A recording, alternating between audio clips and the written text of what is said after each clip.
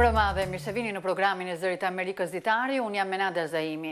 Ju kujtojmë se ky emision është regjistruar paraprakisht dhe jo në studio.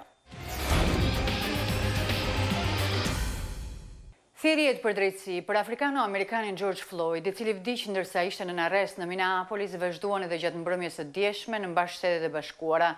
Protestat u shoqëruan me më pak incidente dhune. Ndërkohë, Departamenti Amerikan i Drejtësisë dhe FBI kanë bërë të ditur se disa vende, por pa i përmendur se cilat, po shkojnë një hap më tej duke manipuluar në mënyrë aktive informacionin për përkeqësuar situatën në Shtetet e Bashkuara. Për dallim nga ditët e mëparshme, protestat kundër vdekjes së George Floydit ishin kryesisht paqësore në Shtetet e Bashkuara të njëjtën në mbrëmje, përfshirë ato në qytetin e New Yorkut që zgjatën përtej orës 8 të mbrëmjes, koha kur hyri në fuqi masa e ndalim qarkullimit. Nuk ka absolutisht asnjë lloj dhune dhe nuk ka vandalizëm. Kjo është një protestë paqësore. Më herët të njëjtën, George Floyd u kujtua si një baba dhe një burr i përkushtuar ndaj familjes në Minneapolis, në ceremoninë e parë përkujtimore në të cilën udhëheqësi të drejtave civile Al Sharpton bëri një apel për të gjithë amerikanët me një referencë për policin e bardhë që vuri gjuri në qafën e Floydit, ndërsa ai thoshte se nuk mund të merrte frym. What happened to Floyd happens every day in this country. Ajo që i ndodhi Floydit ndodh çdo ditë në këtë vend, në arsim, shërbimin e kujdesit shëndetësor dhe në çdo fushë të jetës amerikane. Është koha që ne të ngrihemi në emrin e George-it dhe të themi hiqeni gjurin nga qafat tona. Polici që vuri gjurin në qafën e Floydit po përballet me akuza për vrasje me qëllim të shkallës së dytë dhe vrasje pa paramendim. 3 policë të tjerë përballen me akuza për ndihmë në kryerjen e vrasjes. Ceremonia e varrimit të afrikano-amerikanit George Floyd do të mbahet të martën në qytetin e tij të lindjes, Houston. Sharpton në ceremoninë përkujtimore të së njëjtës tha se ai po organizon një marshim në Washington që do të mbahet më 28 gusht, 57 vjet pasi Martin Luther King Jr. udhëhoqi një marshim dhe bëri histori me fjalimin e tij ikonik "Unë kam një ëndër", që ishte i mbushur me një mesazh të barazisë për njerëzit e të gjitha racave dhe besimeve. Ndërkohë që ceremonitë përkujtimore për George Floyd po mbledhin me qindra vetë, anëtarët e Kongresit pa dallim partijak kanë dënuar hapur përdorimin e forcës policore që çoi në vdekjen e zotit Floyd.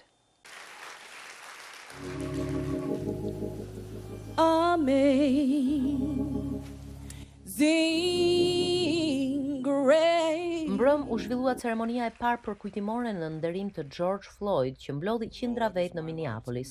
Ndërkaq në Washington, senatorët demokrat mbajtën 8 minuta e 46 sekonda heshtje, duke kujtuar çdo sekond kur Floyd ishte i mbërthyer për tokë në ngjyrin e policit Derek Chauvin. We gather here in solemn reverence. Jemi mbledhur në këtë moment solemn për të shënuar vdekjen tragjike dhe për të nderuar jetën e tij. Thirrjet për drejtësi vazhdojnë të jehojnë në mjediset e Kongresit. Ligjvënësit, qofshin demokrat apo republikan, e kanë dënuar vdekjen e afrikano-amerikanit George Floyd gjatë arrestit. 4 polic janë nën akuza si rezultat i vdekjes së tij. Kjo është një këmban alarmi që duhet kishte rënë prej kohësh për shumë afrikano-amerikan që vdiqën gjatë arrestit në rrethana keq trajtimi nga policia. We have questions before us today that are of constitutional. Kemi përballë pyetje të karakterit kushtetues. A është sistemi i drejtësisë në Amerikë kaq i infektuar nga racizmi saqë nuk mund të funksionojë në përputhje me vlerat tona demokratike? Edhe republikani më i lartë në Senat dënoi dhunën që çoi në vdekjen e George Floyd. Në asnjë rrethan, arrestimi një personi për një shkelje të vogël nuk duhet të shoqërohet me vënien e gjurit në qafën e të dyshuarit për 9 minuta, ndërkohë që ai lutet nuk marr dot frym derisa nuk lëviz më. Por megjithse ligjvënësit republikan nuk kanë vonuar të shprehin ngushëllime dhe solidaritet me familjen Floyd, ata nuk janë treguar aq të drejtë për drejtë në kritika kundër veprimeve të presidentit Trump, i cili këtë javë thirrri ushtrinë për të kontrolluar demonstratat para shtëpisë së bardhë. Në një artikull opinion, senatori republikan Tom Cotton shprehu mbështetje për veprimet e presidentit. Ai tha për rrjetin Fox News se demonstrimi i forcës është i nevojshëm në këtë rrethana, kur disa nga protestat pas vdekjes së George Floyd janë shoqëruar me dhunë. Ta shohim se si anarkistët do të reagojnë kur divizioni i 101 rreshtohet përballë tyre. Demokratët në Kongres i kanë kritikuar ashpër veprimet e presidentit dhe po hartojnë një paketë reformash me synimin për të ndryshuar kulturën e reagimit të policisë në Shtetet e Bashkuara. And this is just one thing we can do. We can also Mund të bëjmë fare thjesht një gjë, të bëjmë të detyrueshme kamerat në uniformat e policëve, po ashtu raportimet, të garantojmë gjithashtu se do të ndryshojmë ligjet mbi të cilat mbështetet reagimi ynë ndaj këtyre rasteve. Ndërkohë vazhdon presionin ndaj ligjvënësve për të vepruar në mënyrë që të rivendoset qetësia në qytetet e përfshira nga trazirat.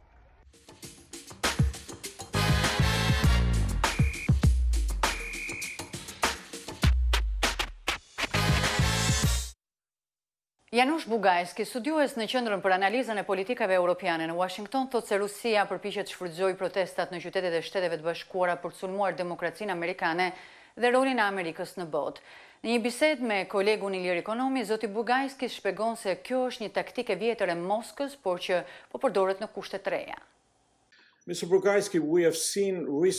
Bugajski, kemi parë kohët e fundit se si mediat e kontrolluara nga Kremlini, portalet e tyre e të tjera, janë përqendruar në diskreditimin e institucioneve demokratike amerikane, për shembull duke e portretizuar policinë amerikane si brutale dhe raciste. Sa të suksesshme janë taktika të tilla?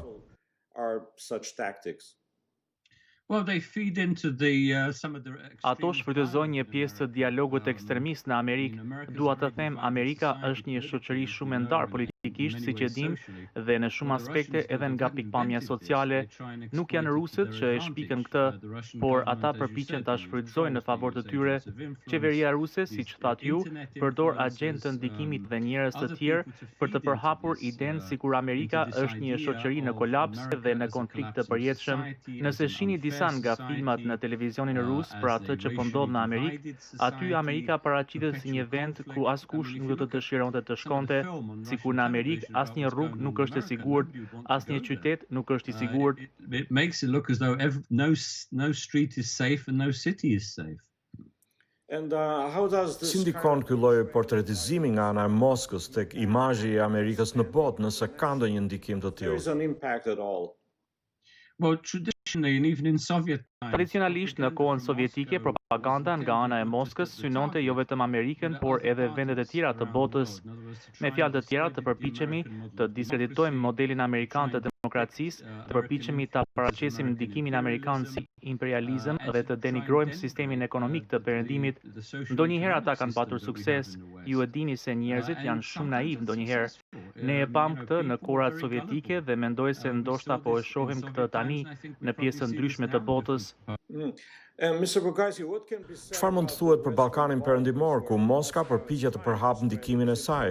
A e ndihmojnë në fakt propagandën ruse aktet e dhunës apo plaçkitjet në qytetet amerikane për të thënë këtyre vendeve, shikoni, demokracia e Amerikës është thjesht një fasadë, se Amerika është në prag të luftës civile e të tjera.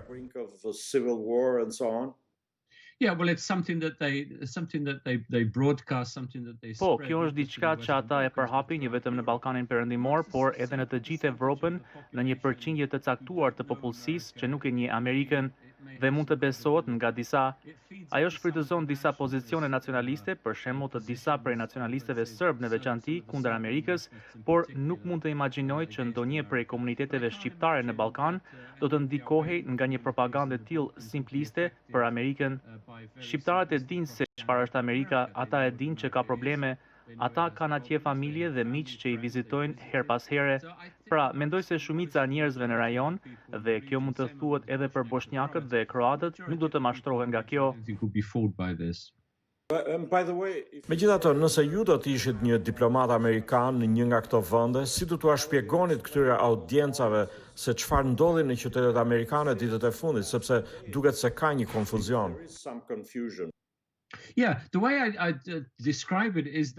Mënyra se si e përshkruaj unë është se Amerika është një demokraci dhe se nga një numër i caktuar policësh është bërë padrejtësi. Kjo ka ndodhur shumë herë më parë dhe fatkeqësisht nuk është trajtuar. Amerikanët kanë të drejtë të shprehin mendimin e tyre duke dalë në rrugë për të demonstruar, por askush nuk ka të drejtë të shkatërrojë pronën ose të plaçkisë dhe çdo demokraci duhet të mbrohet nga dhuna. Së dyti do të thoja se ky lloj presioni publik shumë herë në historinë amerikane ka çuar në ndryshime. Për shembull, lëvizja e të drejtave civile në vitet 1960 çojë në ndryshime politike, ndryshime në legjislacionin për të drejtat e njeriut. Pra duhet të perceptohet si një gjë shumë e shëndetshme që demokracia amerikane shpesh rigjenerohet nga opinioni publik. As potentially a very healthy thing that American democracy is regenerated every so often by public opinion. Mr. Burkajski, in countries like Albania, në vendet si Shqipëria ose Kosova që përballen me sfidat mëdha si reformat zgjedhore në Shqipëri apo negociatat me Serbinë në Kosovë, mund të ekzistojë shqetësimi se Amerika është tepër e zënë me këto probleme të saj të brendshme, se sa t'ju ndihmoj ju. A është kjo diçka që Rusia po e përdor në avantazhin e saj? Something that Russia is using to its own advantage. Yeah, definitely that is. Po, padyshim, kjo është diçka që rusët do ta propagandonin dhe në fakt po e bëjnë këtë. Pra se Amerika është aq e preokupuar me krizën e saj të brendshme, saqë nuk ka kohë të merret me problemet tuaja. Kjo në fakt nga ana tjetër u ofron mundësi vendeve të tilla si Rusia apo të tjerëve që kanë pretendimin nga territoreve fqinje të nxisin kriza pa patur shumë frikë nga një ndërhyrje amerikane. Pra kjo e ndihmon këtë lloj mesazhi, nxit destabilizimin e situatës, sepse inkurajon radikalët, inkurajon konfliktin, është diçka nga e cila Rusia mund të përfitojë. But it's something that Russia then can benefit from. Mr. Burkajski, thank you very much. Thank you so much and stay safe. Kryeministri i Kosovës Abdullah Hoti tha në një intervistë për Zërin e Amerikës se qeveria e tij synon të heqë shumë shpejt të gjitha pengesat për rifillimin e bisedimeve ndërmjet Kosovës dhe Serbisë. Në intervistën dhënë korrespondentit tonë në Prishtinë, Leonat Sheu, kryeministri Hoti shpreh besimin për një rifillim të shpejtë të bisedimeve që do drejtohen prej tij dhe gjatë të cilave, siç thot ai, nuk do të diskutohet për ndryshim kufish apo shkëmbim territoresh, por vetëm për njohje të ndërsjellët. Zoti kryeministër, ju morë detyrën në një kohë kur pritet të rifillojë dialogu ndërmjet Kosovës dhe Serbisë. Sa jeni i gatshëm të merrni përsipër një proces të tillë? Po besoj se procesi është bukur mirë i kornizuar sa i përket edhe pritjeve tona, si shoqëri dhe si shtet, po edhe procedurave edhe parimeve që duhet ndiqen në procesin e dialogut. E para, ne hym këtë proces për të përmbyllur marrëveshjen me Serbinë, që duhet të rezultojë me njohjen përfundimtare, sepse ka disa vite që po dialogojmë për tema që janë më teknike, ndoshta për normalizim të marrëdhënieve në mes të dy shteteve, për qarkullim të lirë etj. Në segmente të ndryshme, ndërkaq tash ulim për të përmbyllur komplet marrëveshjen, e cila domosdo, sepse vetëm kështu ka kuptim, duhet të shojë në njohjen reciproke në mes të dy vendeve. Para, e dyta sa i përket parimeve që duhet i përmbahemi, unë besoj që është mjaft qartë, kemi pozicion të qartë si koalicion qeverisës, se në çfarë formati hyn këtë dialog, i cili formatin mas madhe është përsaktuar dhe nga vendimi i gjykatës kushtetuese vitin e kaluar me atë ligjin për dialogun, ku qartësohen qartë, sakt, kompetencat e institucioneve, barzëve të institucioneve të Republikës Kosovës, sa i përket procesit të dialogut. Zoti kryeministër, para se të rifillojnë këto bisedime, duhet të hiqen masat që janë vendosur nga qeveria e Kosovës, siç është reciprociteti ndaj mallrave nga Serbia. Ju jeni zotuar që do ta bëni një gjë të tillë. Kur mendoni ta bëni një gjë të tillë? Ne jemi zotuar që do të heqim të gjitha pengesat që lidhen me procesin e dialogut. Në ditë ardhshme do të marrim vendimet e nevojshme që këto pengesa të hiqen. Të japim frym dialogut, të japim mundësi dialogu, sepse kështu kemi dakordimet me partnerët tanë ndërkombëtar që t'i japim mundësi dialogut. Nëse eventualisht dialogu nuk është i suksesshëm, ne sigurisht e ruajmë të drejtën tonë si shtet në bazë të kushtetutës dhe ligjet në fuqi, që të vendosim të gjitha masat reciproke karshi Serbisë edhe vendeve tjera që nëse kjo shihet si e nevojshme. Por ajo që është e rëndësishme tek këto masa është që këto masa mund të kenë sukses vetëm nëse vendosen në dakordim me partnerët tanë ndërkombëtar. Kemi pa historikun të zënë të taksës 100%, ose të masave tash të fundit për reciprocitet, nëse nuk kemi përkrahjen e miqve tanë për vendosjen e këtyre masave, ato masa nuk prodhojnë efektet e dëshiruara për shtetin e Kosovës. A do të kërkoni diçka nga Serbia në mënyrë që të largoni këto masa? Unë pres që të dy vendet të heqin të gjitha pengesat për dialog. Cilat janë këto pengesa? Flasim nga Serbia që i bën Kosovës? Po nga ana e Serbisë, para se gjithash është ndalimi i kampanjës për në arenën ndërkombëtare për tërheqje të njohjeve për Kosovën. Kjo është para se gjithash dhe disa veprime tjera që duhet të bëjnë autoritetet e Serbisë. Ditën kur u zgjodhet kryeministër në parlament, një shprehje kundër shkëmbimit territoreve ose ndryshimit të kufijve. Por në anën tjetër Serbia kërkon diçka nga Kosova në mënyrë që të arrihet një marrëveshje. Si e shihni ju këto? Mendoj që pozicioni jonë është i qartë me këtë qeveri dhe me mua si kryeministër, nuk ka marrëveshje me shkëmbim të territoreve. Besoj që nuk është pozicioni i sodit, po është i mirë njohur i LDK-s dhe këtij koalicioni qeverisë dhe partnerëve të këtij koalicioni qeverisë që ne dëshirojmë të arrijmë një marrëveshje përfundimtare me Serbinë për njohje reciproke në bazë të kushtetutës së vendit, duke ruajtur plotësisht, duke mos e diskutuar fare tërësinë territoriale dhe edhe integritetin territorial të vendit. Zoti kryeministër, lëvizja vetëvendosje ju quan juve kryeministër i presidentin Thaçi dhe se qeveria ju është zgjedhur për të zbatuar çfarë do marrëveshje që do të sjellë ai. Në fakt kush do të negociojë në Kosovë? Për Kosovën do të negocoj unë si kreu i qeverisë, në koordinim me gjitha forcat tjera politike, por barën e barti unë. Unë nuk dëshiroj të komentoj tash deklarimet politike të opozitës, është e drejtë e tyre, unë do t'ju qasem edhe atyre që të bëjnë pjesë e këtij procesi. A ndjeni në bashkë me presidentin i cili siguroi votën vendimtare për qeverinë tuaj? Unë ndjehem borxh ndaj deputetëve që kanë votuar këtë koalicion, kam përgjegjësi para tyre, jo vetëm para tyre, por para gjithë deputetëve si përfaqësues të popullit të Kosovës, dhe ndjehem përgjegjës para çdo qytetari të vendit. Zoti kryeministër, tashmë janë 2 të dërguar të posaçëm për bisedimet ndërmjet Kosovës dhe Serbisë, ambasadori amerikan Richard Grena dhe diplomati slovak Miroslav Lajçak. Nuk duket të kenë ndonjë bashkëdhënim tash për tash ndërmjet tyre, më thënë për çështjen e bisedimeve, apo flasim për procese negociatash? Unë kam pas kontaktet e para, kam pas një komunikim me zotin Lajçak, më ka uru për detyrën dhe i kam shprehur gatishmërinë tonë si qeveri që jemi të hapur për dialog brenda këtyre parimeve që i diskutuam. Merret edhe ai ka qarta parimet negociuese nga pozicioni jonë si qeveri e re e Republikës së Kosovës, dhe unë pres që të angazhohemi sa më parë në një proces të dialogu, sepse ky është interesi etik i vendit. A do të merrni pjesë në bisedime që do të zhvillohen nga zoti Lajçak? Duke ditur presidenti që ka thënë se nuk do të marrë pjesë në bisedime të tilla. Shikoni, zoti Borrell, zoti Lajçak përfaqësojnë Bashkimin Evropian.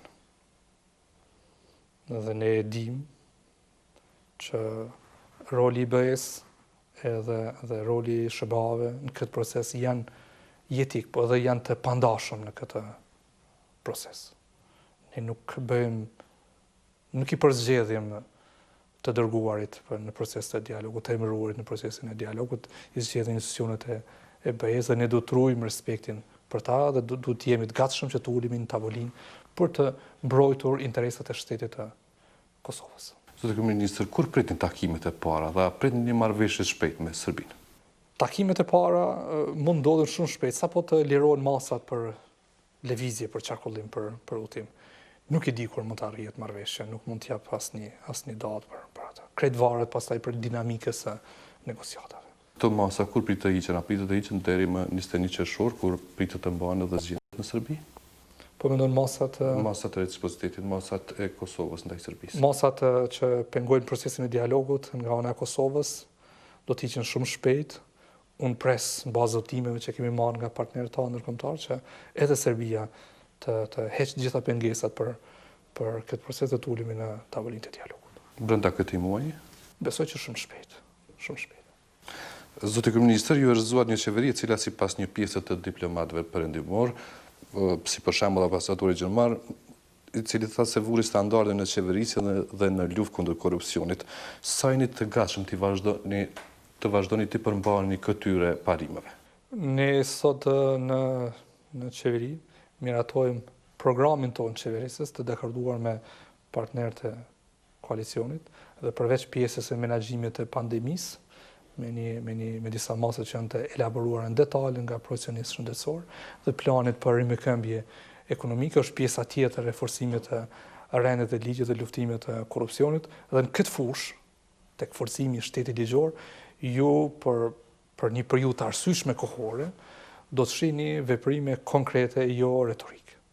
Zoti Kryeministri ju ka kritikuar për shkarkimin e qeverisë në kohë pandemie. Ju vjen keq për një gjë të tillë?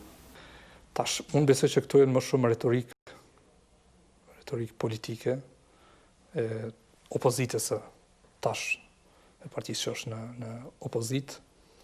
Ne kemi qenë mjaft të sinqert në atë koalicion, po ish partneri joni, koalicioni nuk e ka respektu marrëveshjen që kemi pasur si partner të koalicionit dhe sigurisht për LDG-n ka qenë papranueshme ato veprime dhe ka ardhur tek situata cilën e kemi, po tash kemi një qeveri tre me mandat plot kushtetues për çu përpara dhe për të mbrojtur interesat e vendit. Zoti Kryeministër, faleminderit shumë. Faleminderit shumë, ishte kënaqësi.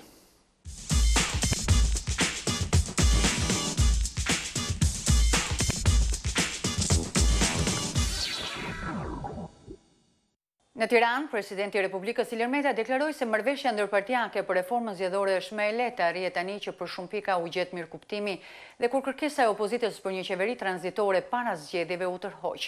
Zoti Meta tha se një marrëveshje e afërt mes partive politike për reformën zgjedhore do të ndihmonte shumë Shqipërinë në procesin e integrimit drejt Bashkimit Evropian.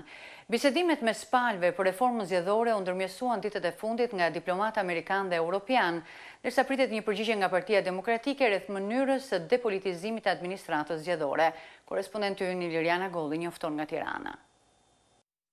Presidenti i Shqipërisë Ilir Meta bëri një thirrje sot për një marrëveshje sa më të shpejtë ndërpartijake mbi reformën zgjedhore në mënyrë që, si u shpreh ai, qytetarëve të ushtohet siguria ndaj procesit votimit dhe që Bashkimi Evropian të shënojë një lajm të mirë nga Tirana për të lehtësuar procesin e integrimit. Megjithatë, duke qenë se vendi është në një krizë të jashtëzakonshme institucionale si asnjëherë tjetër, përfshirë dhe kuvendin që ka një vit e gjysmë që ka probleme me vetë përsaktimet të kushtetuese që nga kvorumi dhe çështjet tjera që nuk po i theksoj këtu, është mjaft e rëndësishme të shkohet sa më parë të jetë e mundur në zgjedhje të gjithë pranuara për t'i dhënë fund gjithë kësaj krizës institucionale në vend. Dy takimet e fundit të Këshillit Politik me skadimin e afatit të 31 majit për reformën zgjedhore u zhvilluan me ndërmjetësimin e diplomatëve amerikanë dhe evropianë në rezidencën e ambasadores amerikane në Shqipëri.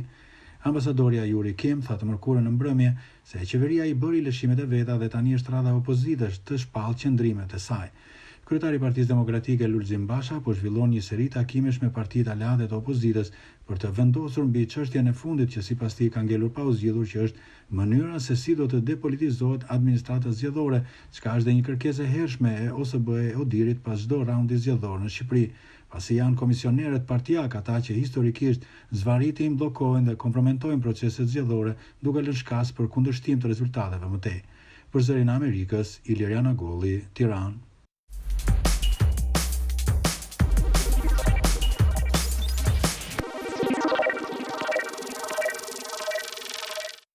Në Shqipëri ka nisur sot një fushat për dhurimin vullnetar të gjakut, e cila pritet të shtrihet në 10 qytete.